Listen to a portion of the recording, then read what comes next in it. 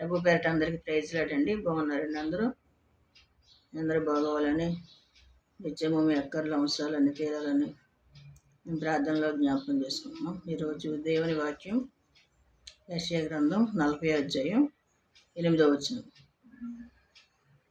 గడ్డి ఎండిపోవును, దాని పువ్వు వాడిపోవును, మన దేవుని వాక్యము నిత్యము నిలుచును. గడ్డి ఉంది ఎండిపోతూ ఉంటుంది, పువ్వులు వాడిపోతుంటాయి. నిత్యము నిలిచేదేంటి? దేవుని వాక్యము. దేవుని వాక్యం నిత్యము కూడా నిలుస్తుంది. దాంట్లో ఒక అక్షరం కూడా పొల్లిపోదు, అన్నీ కూడా జరుగుతాయి.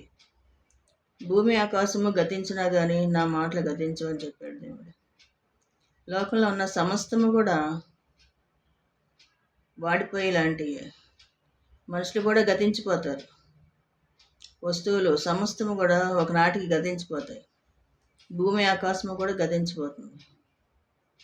మనుషులు కూడా గతించిపోతున్నారు, కనబడట్లేదు. ఇవాళ ఉన్నవాళ్ళు రేపు ఉండట్లేదు.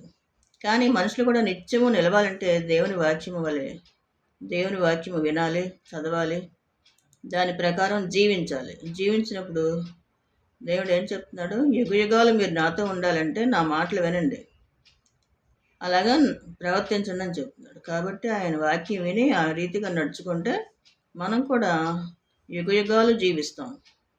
నిత్యము వాక్యం ఎలా నిలుస్తుందో అలాగ నిలుస్తాం. కాబట్టి ఆయన మాటలు వినాలి. ఆయన వాక్య ప్రకారం నడుచుకున్నప్పుడు ఆయన తోడునీడగా ఉంటాడు మనకి. దేవునికే మహిమ కలుగును గాక. దేవుని కృప మీ అందరికీ తోడై ఉండును గాక. ఆమేన్.